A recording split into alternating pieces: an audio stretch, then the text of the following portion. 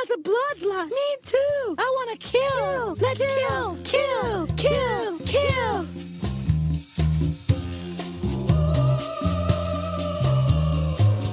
Hello, listeners, and welcome to The Bloodlust. This is your go-to podcast for classy broads talking horror since 2014. This is episode 291 of the program. Tonight we are going to be talking about Queens of the Dead, from offspring of George Romero, Tina Romero. My name is Amy. I am your fearless leader, joined as always by my lovely and talented co-host, Kay. Hi. Hi. Guess what we're doing today, listeners? I know. You want to tell them? No, I Go ahead. I won't ruin the guess. No, go on. No. Well, they've probably already had time to guess now. Oh, so. yeah, they've been screaming it. We're going to the Nutcracker. Yay! Yay! The ballet. Kay's never seen it. I have not.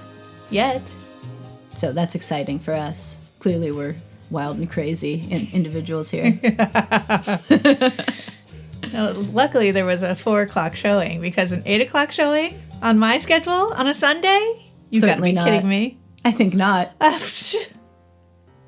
So that's what we've been up to. Holiday things. Tis the season. Kay's been keeping up with that Christmas music. Yeah, it's not gone away yet. No. No. And there's no sign of it diminishing anytime soon. Well, not when it's snowing. Tell them about that one song that you found. Which The Little Drummer Boy one. Oh yeah, it was wonderful. It was like a preacher up front telling the story of the little drummer boy with a choir behind him, singing the words. So he was like, yeah, Mary, she was nodding along. Mary nodded, bum, and the animals, they were keeping time. The ox and lamb kept time, bum. Now that's more than 30 seconds. We're gonna get sued for the little drummer boy. I think that's public domain. That's my guess. It's awfully old. Well, if this is the downfall of the podcast, I can only apologize. It was bound to happen at some point. We've had a good run. All right, let's get into horror homework, shall we? All right. Okay, so we were in the late mid-80s to early 90s with these two. I believe that I said last time, good luck trying to find a thematic link between the two, and there was one very readily apparent once we started watching them. So we first watched The Fly, then we watched Bram Stoker's Dracula. So, Kay, you want to start with The Fly, since that's the earlier one? That's 1986, directed by our pal David Cronenberg, the weirdest Canadian. Oh my God. Available on Hulu.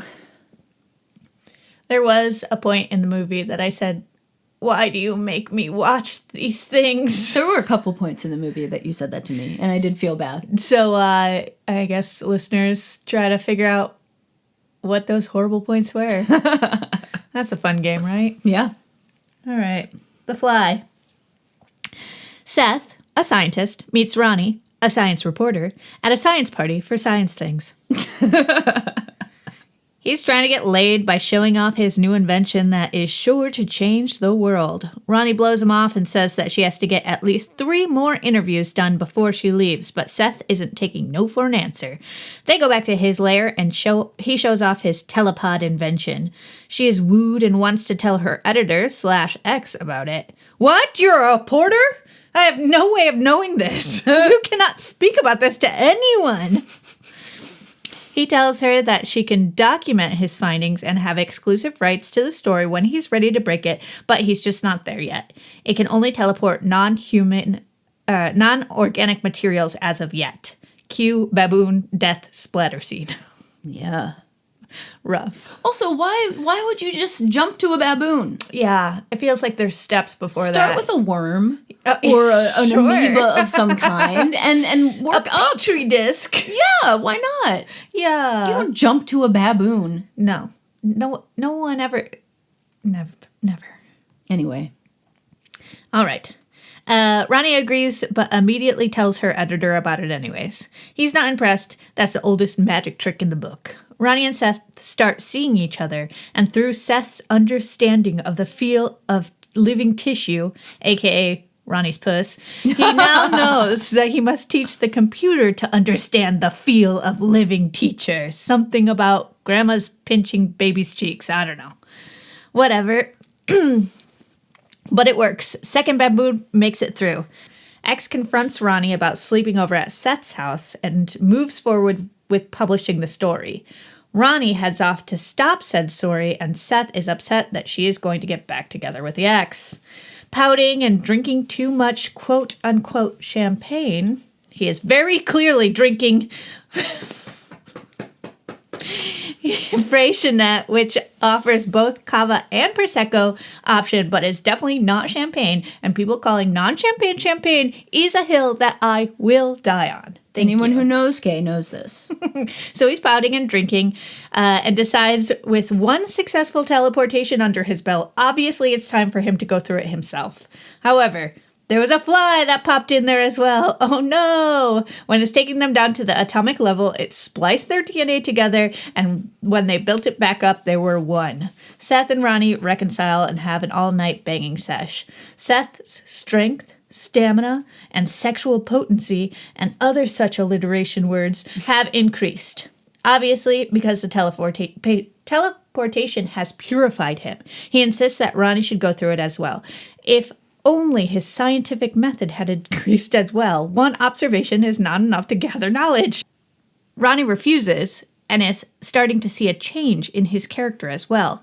Seth heads back to his tried and true pouting and booze and heads to a bar where he takes on arm wrestling match for the hand of a woman at the bar. His superhuman strength breaks his opponent's bone straight through the flesh.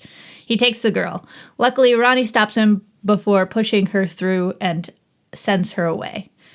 When his fingernails start to fall off, he finally concedes that something might be wrong. He consults the computer to review what happened the night that he went through the telepod and learns about the fly. How have you not checked this until now? Right. You are definitely not a scientist. Right. He coins himself Brundlefly. Coarse hairs start appearing in more places. More body parts start falling off, which are obviously stored at room temp in the medicine cabinet. And he determines that the next course of action is to dilute the fly DNA by adding more human DNA. It will be Ronnie, Seth, and the baby, and the fly all as one. Oh, I forgot to mention that Ronnie is Prego, and the X is also there. Enzyme fluids melting hands and feet, a jaw being ripped off, shock onto the computer cords later, and Brundlefly is now fused with a piece of door as well. I don't know. Brundlefly motions for Ronnie to kill him with a shotgun, and with tears in her eyes, she does and drops to her knees in despair. The Gross. end. Real gross. Real gross. Oh. The fingernail part. The ear, her hugging him after that. Because at that point, we didn't know about the enzyme throw up, I don't think. So the white pus was real bad. Yeah. Yeah. Good old David Cronenberg. What a pleasure. And there's always got to be some weird bullshit that doesn't make any sense about flesh in his movies. See Videodrome. What'd you think? Wow. What an experience. You hated it. I hated it. I didn't think you would like this, but I did think it was important for you to see for your film edification. Yeah, I mean, I don't think that it was a bad movie. I think the science was Awful. non-existent. Yeah. But, I mean, I was following along, sure.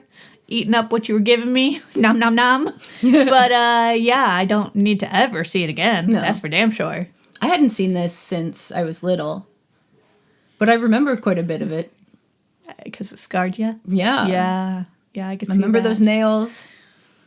I remember his ear falling off. The ear falling off. I remember Gina Davis's nightmare with the big maggot baby. Oh, maggot baby. Yeah.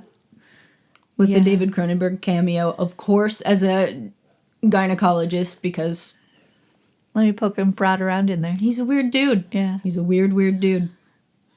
Yeah, I don't think I particularly like this movie, but I think it's pretty good.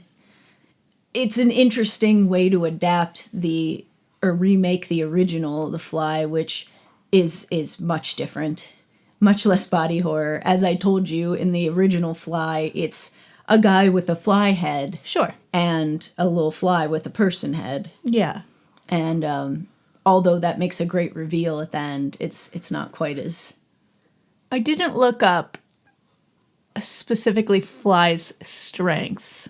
Are they super strong? Are flies very strong? I just assumed strong enough to break through windows? Yeah, okay, so there's this moment in here. And I know that, like, ants... I didn't look it up either. We didn't do our due diligence here, our guys. Homework Sorry. for the homework? Yeah. I know ants are, can do things, lift many times their own body weight and things like that, and are very proportionately strong. I don't know if, like, all insects are. Yeah, I think ants are more... for the food choices that they gave him, more like they just kept making him eat sugary stuff, and that makes more sense to me with ants too than flies. Flies are just on shit, literal shit. Like if he left things out, like meat out, and had it be rotting, that makes sense for a fly. Yeah, but I like donuts. I don't even know what flies eat. I just know that they land and lay eggs on. Right, but food. they're on like carcasses and stuff. Yeah. Are they eating the carcass? I assume so. I don't know. I mean, it does make more sense for like a bee or a butterfly or something, right? Because they eat nectar. Right. I'm not a scientist, and neither is Seth Brundle. Yeah, I don't know why that's what. And for another thing, flies don't even eat donuts. Sorry. I will concede to the jumping through glass block. No way. I'm sorry. I don't care who you are. And cava and prosecco is not champagne, okay? And I'm glad that we've made that clear. Yeah, I did forget to also put on the Instagram that I knew the wine that they were drinking in the last movie. Oh, right. In Keeper, the one that was fancy. Because you had said something like, well, you don't even know what bottle of wine that he's offering her. Maybe you would have stayed. And I was like, I actually do know what bottle of wine he was offering her. That was 100%. Now I forgot what it was. A Barolo, I believe it was, because it has to be aged for so long, and then it gets that rusty red color that you got in those glasses. And I was like, that's definitely an Italian Barolo, aged 36 months. Thank you. Oh, you're something. I know my wine, okay? What do you think of David Cronenberg's body of work, babe? Of what you've seen so far? Oh, what have I seen so far? The Fly. Yeah. The Brood. Yeah. Uh-huh. And Dead Ringers, the gynecologist one. Well, I think they're real gross. Yeah. He does a great job at being gross. Body horror is his thing. Yeah. Yeah. But I remember liking them enough. There wasn't like, a bad storyline that I didn't like to follow or anything. It was fine. It was weird to me how much more I'm older now, but just thinking about poor Gina Davis's character in this, and like both of the men in her life sucking so bad. So bad. That ex was horrible. He was awful. He wouldn't give her back her key. He just comes in and showers in her apartment while she's not there. She keeps saying, you have to leave. And he's like, oh, I don't think I want to yet. Like, fuck off. Not your place. You guys aren't dating anymore. Right. And then you just start dating this other guy, and he gets so jealous when you just leave for a while. And then is awful to her and tries to coerce her. She was trying to, like, help stop him. the story from coming out. It was for your best interest, Seth, you little creepy bug. You little nerdy creep. Nerdy creep. She tried to give you a better sense of fashion. Oh, yeah. She tried to make you normal. No. Poor Gina Davis is the takeaway from this. Yeah. Women who get involved with stupid men. Stupid or very problematic men. And that is also the theme of the next movie. However, wait. What do you rate The Fly? 2.5. What do you want? Do you think people should see it? I don't care. Only whatever. If they like do gross it. Things. Do it if you want to, like, puke in your mouth and then suck it back up like a fly. I guess I give this a 3. David Cronenberg is not my favorite director. I think some of the writing is not great in his movies. When he starts going on about the flesh. The Flash. So, okay. And that's on Hulu. I think I said that. Now, Bram Stoker's Dracula came out in 1992, directed by the great Francis Ford Coppola, whom you might know from such movies as The Godfather, Apocalypse Now. And anyway. I don't. Bram Stoker's Dracula is on Netflix. Okay, tell us about this movie. All right. Sexy Vlad Dracula heads off to war, leaving his wife at home. Whilst he is gone, she receives a note that he has died and not able to live without him, she commits suicide. It's a lie. He returns home and learns of her suicide, and the priest tells Dracula that her soul will be in eternal damnation for this act. Outraged, he renounced God, pokes the cross with his sword, and drinks the cross's blood and becomes a vampire. 400 years later, Dracula is ready to get some physical assets and wants to purchase up more than a few locations in London. A new-to-the-biz solicitor, Jonathan leaves his fiancée, Mina, at home and heads to Transylvania. While there, Dracula sees a picture of Mina, and well, if it isn't a reincarnation of his love from 400 years ago. So Dracula hits up a ship with some of that good Transylvanian dirt and leaves Jonathan to be fed upon by his wives. Dracula seduces Mina's best friend Lucy, who, to be clear, is not very hard to seduce. No. Girl is thirsty. When Lucy starts showing behavioral changes and deteriorating health, her 3 other suitors band together to help. Very sweet. One calls an old professor, and he recognizes vampirism when he sees it. Meanwhile, Dracula and Mina start hanging out, and she is falling. But just then, she gets a note from Jonathan. He has escaped Dracula's castle, and he's hiding in a nunnery. Mina heads to him. Bye-bye, Dracula Daddy. Jonathan and Mina get married. The end. Just kidding, not the end. Dracula is going around killing Mina's friends and acquaintances. Jonathan and Mina return to London. Dracula and Mina have a heart-to-heart where she tells him that she can, in fact, remember their life and love together back when she was Elizabetha, and insists that she does want to be changed.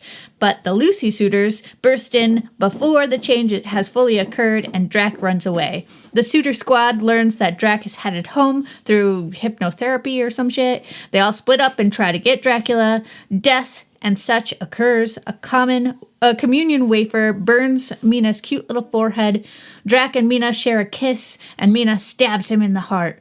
Mina's wafer wound heals itself, freeing her from the curse, and Dracula and Elizabetha ascend into heaven. God does work in mysterious ways. This movie, I think, was not very well reviewed when it came out. I can't imagine why. It has a very star-studded cast. Yeah.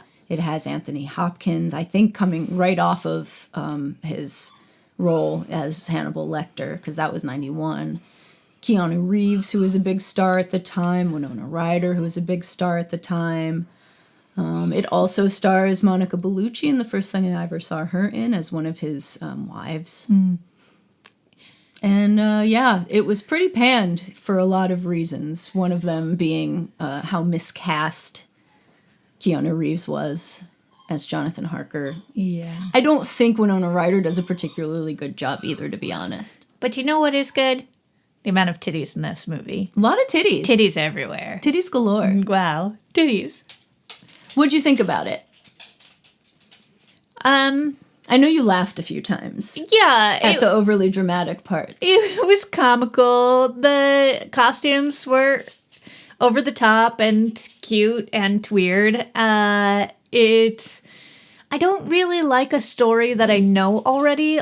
This is what happened when we watched the Cinderella story too. It's just like, we just watched this with Nosferatu. It hits all the same beats. Yeah. It's the same story. Right. Show me Dracula doing something else. Show me Dracula another day in his life.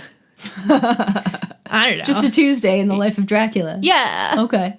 Or go into, I don't know.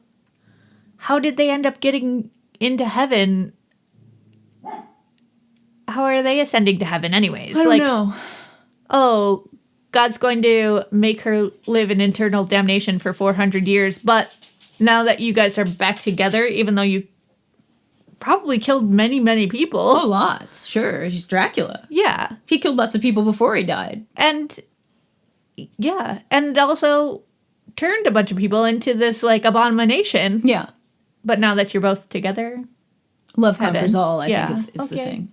The thing that this one did, too, was focus more on, like, the romance aspect. I mean, it's always there. It's in the book and stuff. But this one really heavily focuses on it. I did like the suitor squad. I love the suitor squad.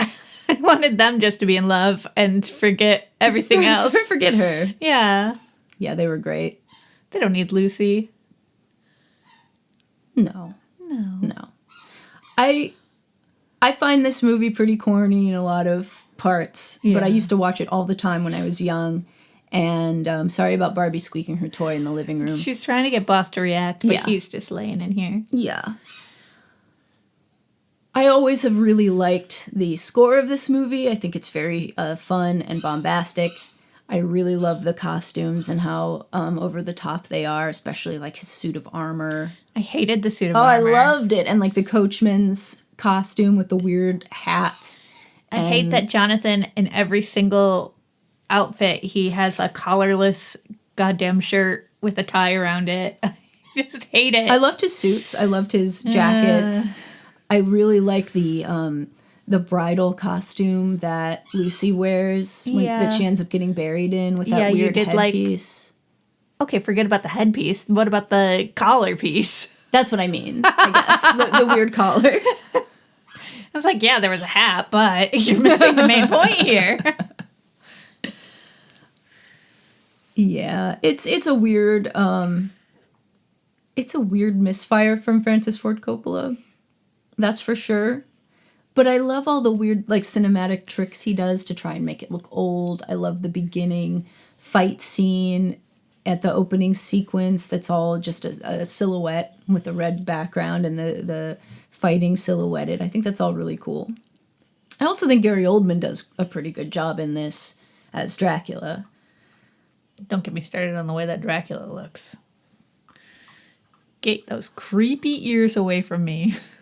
I can hate it. I learned watching this, listeners, that Kay really hates attached earlobes. Thank God my earlobes dangle.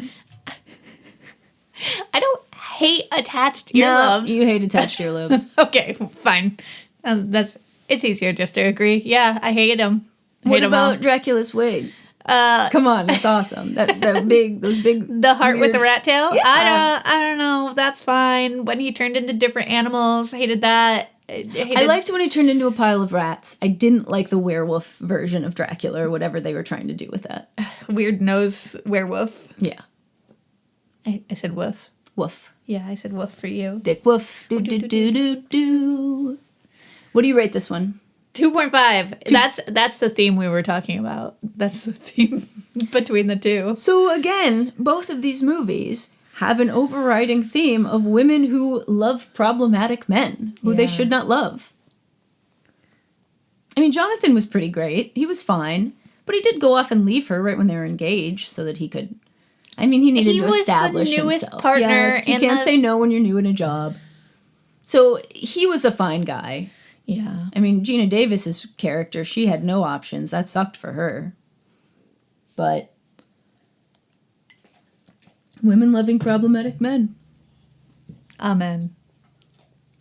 And that's why we're doing, for our main movie tonight, a queer movie. Yeah. No women loving problematic men in this one. No. No, sir. No, sir. I mean, there's a little bit of problematic infighting within the community, Fine. but... We'll get there. So, that has been our horror homework for this time.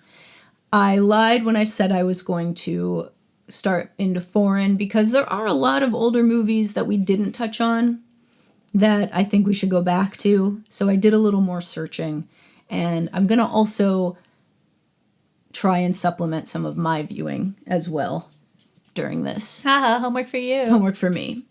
So for our next episode, our horror homework movies are going to be 1935's Bride of Frankenstein. directed by James Whale. Currently streaming on HBO. And 1962's Carnival of Souls, directed by Herc Harvey. Currently streaming on just about everywhere you care to find it. It's on Prime, it's on HBO, it's on Hoopla, it's on Canopy, it's on Criterion, it's everywhere. Can't get enough. You can't swing a dead cat without hitting Carnival of Souls. Why are we swinging dead cats? It's just an expression. Doesn't feel one that seems appropriate for you. No, it doesn't. That's why I like it, maybe. I don't know. So those are going to be our next two. We hope that you watch them and join us back in 2 weeks to discuss them. Won't you? Also, feel free to suggest classic movies for us to watch. If there's anything that I'm missing. I'm trying to be comprehensive here. Although I should mention that there are a lot of movies that I've already forced Kay to watch that are classics that we're not probably going to do for the show. That, like, you know, for the past 3 years that we've been together, I've watched and made Kay watch 31 movies in October that are horror. And That's true. We cover a lot of stuff during that. So a lot of classics, especially like later classics, Kay's watched separately. Right. And in trying not to make Kay rewatch things, I am trying to pick other things. Thanks, babe. Yeah, I try. All right. Let us start talking about Queens of the Dead. Queens of the Dead is unrated. It has a runtime of 1 hour and 41 minutes. It was directed by Tina Romero. It was written by Tina Romero and Erin Judge. It stars Jaquel Spivey, Katy O'Brien, and Quincy Dunn-Baker, among other people. It also stars Nina West and Margaret Cho. And, what's his name? Cheyenne Jackson. It premiered at the Tribeca Film Festival June 7th of 2025. It was released in the U.S. as a limited theatrical release October 24th of 2025. Currently on Rotten Tomatoes, it is 88% fresh with critics and 71% fresh with the audience. And it is available to rent for $5.99 on various platforms. So this movie is about a group of performers getting ready for a drag night at this warehouse in Brooklyn. Their drag night is called Yum, and they're getting ready for their Easter show. And while this is happening, a zombie outbreak occurs. So now the performers and some other people that are involved are sheltering in place in this warehouse club and trying to figure out what they're going to do. Right.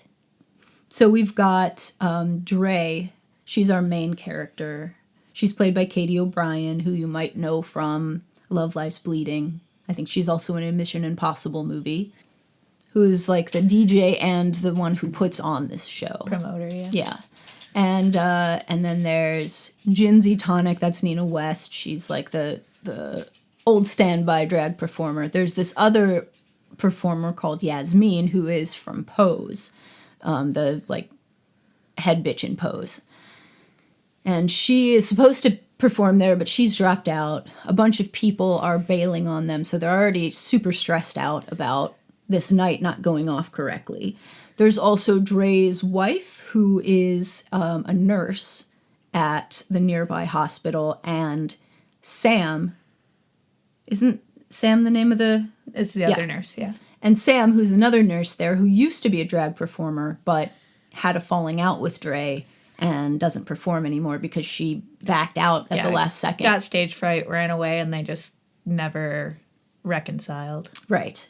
So they all have their little issues. There's also Dre's brother-in-law who has come to fix a clogged toilet, who is the token straight man of the group. And a couple of different drag performers. Jack Haven is in it from I Saw the TV Glow as, I think, the apprentice, Dre's apprentice promoter, who's kind of an airhead, who is very funny. This one actor who is he plays in every gay movie that I've ever seen for the past like 20 years, and I swear that he has not aged. And he plays one of the main dancers, Scrumptious, in this, and I really like that character, or that actor. So yes, it's just your typical Romero-style characters trapped in a location zombie movie, but with queer people. So this is Tina Romero's first feature. She's made shorts before this, and I think she directed an episode or two of television. And Erin Judge, the co-screenwriter, is a stand-up comedian who has not written any other screenplays. This was fairly low budget, which I think is pretty obvious, but it's got a big cast, has some fun cameos, and I would say definitely a comedy first and horror second. For sure, yeah. So what did you think? I loved it. I love camp. I love that it was like glam gore. The blood literally had glitter in it. I loved every freaking second of it. I just had so much fun with it. I think that there, like, depends on how you want to view it. If you want to view it as just like, you know, people working together to try to get through this like human experience, that's fine. But you can go like way deeper into it, talking about like the queer community. I think it was very effective that the only 3 locations are the church, the hospital, and the nightclub, which are, you know, both safe spaces and also really risky places for queer people. Right. It's just like, you know, it touches upon the characters getting dead named and misgendered in the hospital. Clubs have always been, you know, a gathering place, but subject to raids for queer people, and now nightclub shootings for queer people, and the church. Don't even get me started on that one. It's just like very, I think that the locations were very well thought out for, you know, okay, we're sheltering in place in this place that is for us, but also against us. I hadn't thought of that. That's very smart. Mm. And you liked the characters? And I loved the characters. Yes. I mean, hi, Dre. type. What would I do to have arms like that? Do I love a soft bush with a sly smile? Yes, I do. Here you are, sitting right in front of me. Yeah, but I don't have those arms. I'm working on it. I'm really trying. I'm working on but it. But damn. Yeah. I think she makes a good lead. This is more than I've seen her have to do in her other movies. You know, she wasn't, you remember Love Lives Bleeding with her. She wasn't exactly the main character of that. It was more of a Kristen Stewart vehicle, and I'm glad to see her kind of more in a lead. Yeah. And I mean, I really liked Jack Haven's character. Some of the acting was rough for me at the beginning, especially like Nina West.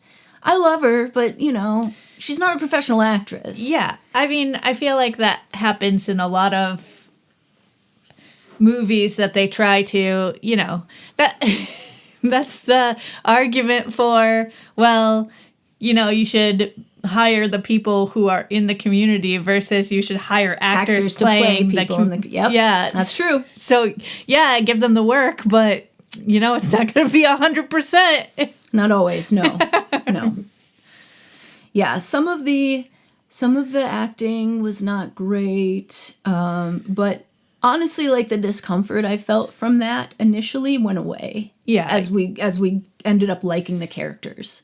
And I think that the characters are all very likable. I got really upset as they were killing them all off. That's another thing, you know. I think that this is, like I said, it's very light on horror. There's very little gore and violence, but the deaths do hit you more than maybe some other zombie movies. I think that you're right about, you know, the way that, because George Romero's movies, his zombie movies have always been, you've been able to understand the social commentary behind them. The first one very clearly made statements about race disparity, you know, and the second one was about consumerism, and the third one was about the issues with the military. And so she's kind of following in her dad's footsteps in including social commentary in her zombie movie. I think that while she does that, and I think that it's a nice, nod to her dad and a way to carry on his legacy, she's not as cynical as he is. He has had a very cynical outlook. And this movie, I think, was very optimistic and very focused on community and people in the queer community putting their differences aside and working together. Right. Well, I think that's also a point anyway. So, like, when people's lives are under threat, you have to put the small stuff away and deal with the big stuff right now. And then we can circle back to the differences in the community. Because, like, people's lives are at stake. Well, and in Night of the Living Dead, there's a group of people trapped in a farmhouse, and instead of putting their differences aside and working together, there's fighting because of racial differences, because of sex differences. And I think that's Romero Sr.'s attitude. Yeah. Is that people can't put those things away to work together. Well, the gays are better. Exactly. Yeah. And I think that's what she's saying here. I thought of that while watching it, because it's a nice counterpoint to her dad's movies, that when these people are stuck together in an emergency, they don't turn on each other. They put their differences aside. In fact, they reconcile. Right. And a bunch of different characters ended up reconciling. Like, maybe I'll wait till the spoilies. Okay. Another thing in that line of thinking is that when one of their own is infected in this, they don't kill her. And that's very different from her dad's movies and most zombie movies. And I wonder if that's not... I think that's a product of the closeness of the gay community and the willingness to accept people that have differences, and also from a community that has been willing to accept people that have something, an illness or an infection. I think that a community that had so much strife and death from AIDS would be a community that would accept people that have an infection that's bothering. The only person that brought it up since then was the token straight guy of, like, you still feeling okay? Like, are you still with us? And the character themselves was the one to be like, hey, I'm not going to make it, so I'm going to use my body to try to help you, but I'm not going to risk you guys. Right. You can, didn't make any other character, end up quote unquote pulling the trigger or whatever. And I thought that was very moving as well. I agree. It's not scary. No, it's not scary. It has a lot of callbacks to Night of the Living Dead and George Romero's zombie trilogy. One of the characters, the dancer Scrumptious, says, "He's coming to get you, Barbara," which is from Night of the Living Dead. And it has a funny cameo from Tom Savini, who was always the special effects guy in Romero's movies and went on to have a very huge career in special effects as the mayor here. And he actually says, "This is not a George Romero movie." And it could have been too much, but everything in this movie is so good-natured and so inclusive and warm and happy. I can't find it corny. I liked it. Yeah. I can't say that I loved the look of the zombies at first, but it stopped bothering me. Glamour zombies. I know. They're so pretty. Right. It did grow on me. And honestly, her dad's zombies are also not what you think of when you think of standard zombies now. They had like green face paint. They were a little bit weird looking. So it's closer to his zombies than maybe something like The Walking Dead anyway. Yeah. And it didn't bother me after a little while. I loved watching the zombies do their little leg walk thing that you hated. I loved it. Ooh, I hate that broken heels. ankle walk. Yeah. Yeah, but having them toddling around in heels was funny. Yeah. They do a lot of things to queer this that are very funny. There is a makeover montage in this. Of course there is. I loved that. I was so excited when I thought it was going to happen, and then it did. They had to do essential worker chic. Yeah. There's a Kesha song, which I didn't know. You didn't know it. I didn't know it was Kesha, but I found out after. I was there singing the words. Yeah. Like, how do you know this song? I don't know. I existed in the club scene. So did I. I just didn't pay attention to the music. That's true. I guess it was later, though, than you. Yeah. Or earlier than you. Earlier than me. I liked in another kind of social commentary moment in this, I liked how she had the zombies still trying to interact with their phones.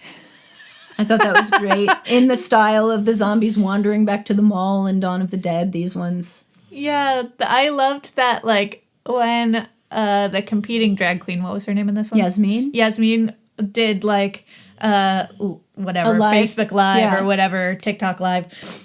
Can you do a live on TikTok? I don't know. I don't know. Whatever.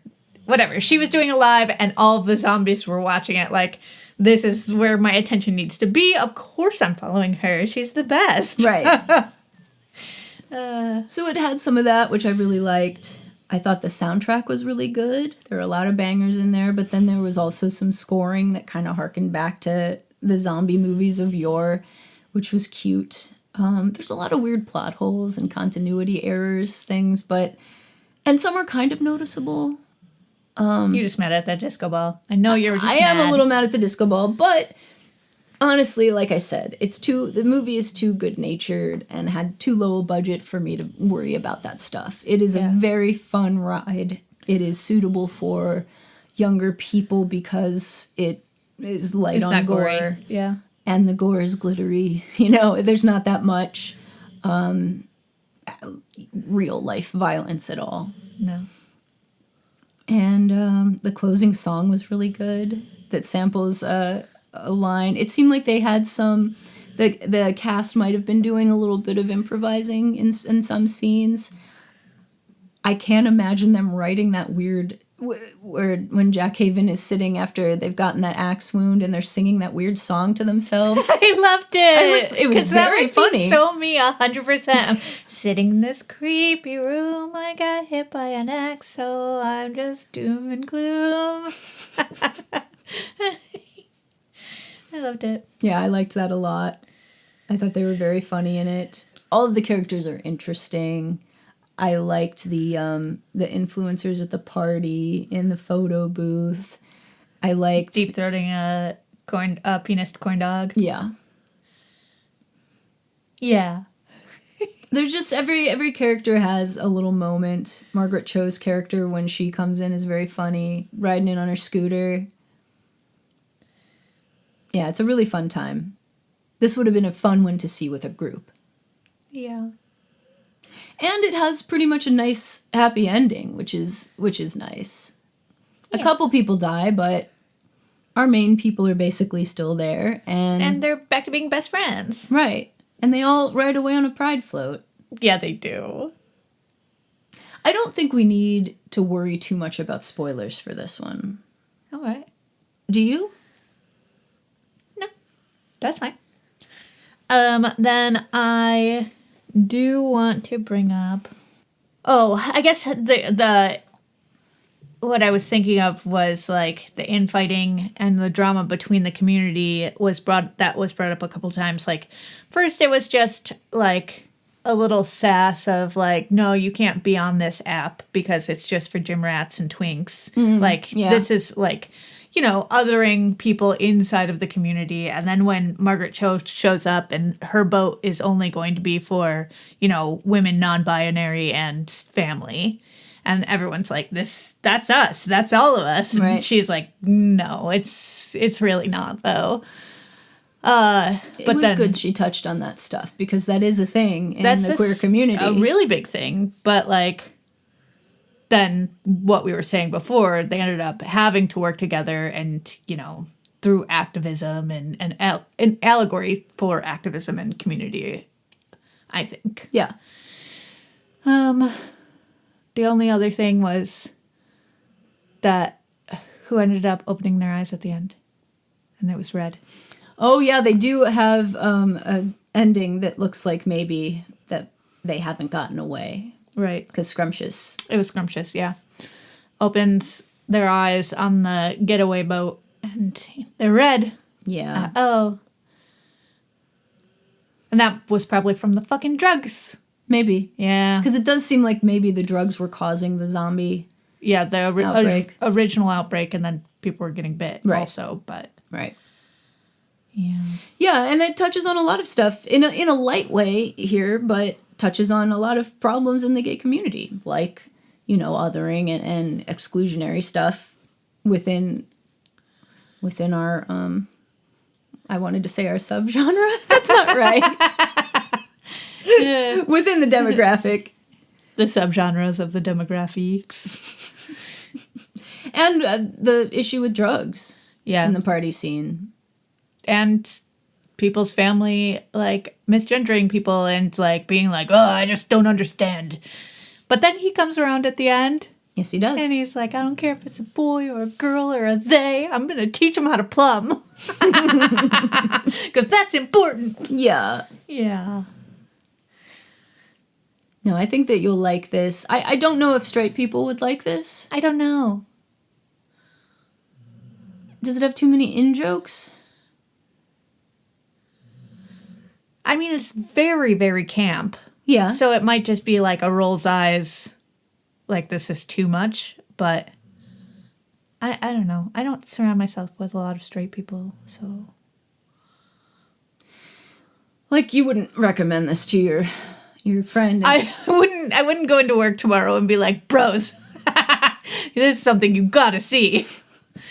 I think they would all come back the next day and just be like, this is why we don't take recommendations from you. It's hard for me to say whether straight horror fans will like this. It's very light on horror, so I'm leaning towards no. I think if you're a queer horror fan, you will like it. If you are a queer person in general, you will probably like it. If you are into, like, drag culture and club stuff. And I don't know if straight people would like this. But queer people are classically very big horror fans. It's a thing. Yeah. The same way that lots of other minorities are big horror fans. And why are there not more minority-centered horror movies? Because that's not where the money goes. Right. So, but look at this. We have someone who is horror royalty, basically, making a nice queer horror movie with real queer characters. Yeah, but I'm sure that she only got the funding because of her who dad. her dad is. You're right. I mean, I'm glad it was made, but I don't think that, like, a nobody could be like, hear me out. It's zombies, but drag queens. I mean, there are some movies like this. It doesn't exist on its own. There was a movie that came out, I think, last year called Slay that is a slasher. There's one called Death Drop Gorgeous. That's fun. Yeah. This one just, I think, has more publicity because of who made it. I mean, it's the only one we've done for the show. That's true. So maybe we need to prioritize these more. You know? Sorry, boss is snoring. But at least his tail's not whacking on the desk. Yeah. Small miracles. Yeah. You're used to having some background noise from our animals in every episode, aren't you? Okay, babe. What do you want to rate this one? I just want to say 5, but I'll say whatever. I'm going to say 5. Okay, 5 stars. Yeah. I'm so glad you liked it. I'm going to give it 5. I'm sure we'll watch it again. It was very fun. And I will recommend it to my open-minded friends. I would give this a 4. There's some stuff that bothered me a little bit. It's a little low budget, but whatever. I thought it was really fun and really had glitter in the blood. Yes. And lots of heart and was very cute. Yeah. And also Katy O'Brien's arms. And Katy O'Brien. Period. Sure. And I do recommend that you rent it. I recommend you watch it with a group. I think it's fun for that. Let us know what you think if you've seen this. We would love to hear your opinions. Again, this is available to rent, so we do suggest that you do so. Mm-hmm. And I mean, honestly, if you don't have any affinity or any interest in gay things, why are you even listening to this podcast? Don't come at them. No, oh, no, sorry. All right. Goodbye, listeners. Oh, God. there it goes. What have you been reading? Well, something gay. You just hit your 100th book of the year? No, I'm on 99. Oh, I'm sorry. Well, by next time, surely. I'm sure. Yeah. I just finished In the Dream House, and that is by Carmen Maria Machado. It was great. It was a tearjerker. It's a memoir about her life with her first lady partner. Oh, who was abusive, right? I've read about this book.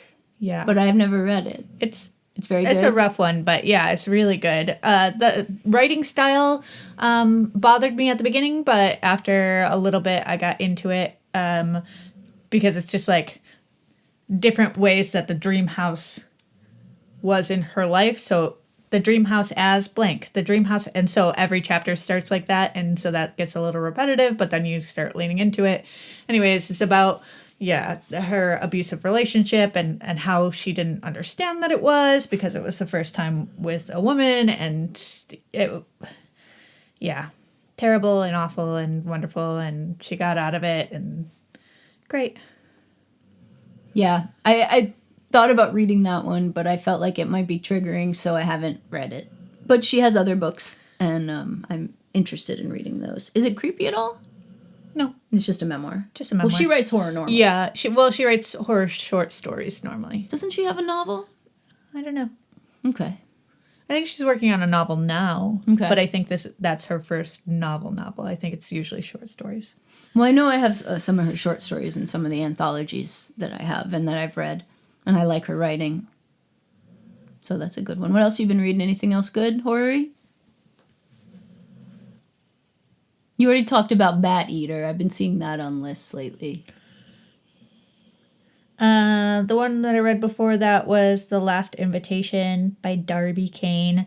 And that's like a women's group that they all get together and they decide, who's got to die to I see. Usually it is... It's like a sacrifice? No, it's like kind of... like a team Batman. building? No, like that one's a molester. Oh, Vigilante that one justice. Vigilante. Okay. Yeah. Okay. Yeah. Good? Yeah, but then they are trying to include this new person and it might not be a right fit and then are they going to kill her or are they going to kill I see. It's good. I just finished The Heart is a Lonely Hunter, like I was reading last time. I've slowed down a little bit, I guess. But I just finished it, and I'm going to start on a new Charles Burns comic. And after that, I'm going to read The Amulet by Michael McDowell. Those two will be horror. The Heart is a Lonely Hunter is not, but I do recommend it. It is one of my probably top 5 books. So for our next movie, I've been reading some stuff about this movie called Man Finds Tape. It's kind of a low-budge movie. It is available to rent now for $6.99. Sorry, we're doing 2 rentals in a row, but at least you don't have to leave the house. Yeah. You'd pay that going to the movies. Just stay in your house. Much more. Yeah. Much more. Put your feet up on the coffee table. Yeah. This one is, I don't know too much about it yet, but I know that it was produced by Justin Benson and Erin Moorhead, who made things like Spring and Under the Dirt and The Endless, movies that I like. So I'm interested in this. It's about a guy who finds a tape with his name on it, who then gets his sister involved to try and figure out its origins. And it includes Olivia Benson? No. No. Oh. I mean, not that I know of. I feel like they would have led with that if it did. Justin Benson? Is that what you said? Yeah. I was like, what are you talking about? I see. If you have not reviewed our podcast, please do so. We would love to get another review and rating. If you have suggestions for us, you may contact us at thebloodlustpodcast@gmail.com or on our website, thebloodlust.net. We are also on Facebook, Instagram, and Threads. We would like to thank you for listening. Is there something I was going to talk about? Well, it's going to have to wait because we got to get ready for the Nutcracker. We gotta go get ready. Yeah. So, listeners, thank you for listening. Kay, thank you for joining me. Thanks for having me. Certainly. Until next time, this has been episode 291. I have been Amy. And I'm Kay. Thank you. Good night. And hail Satan.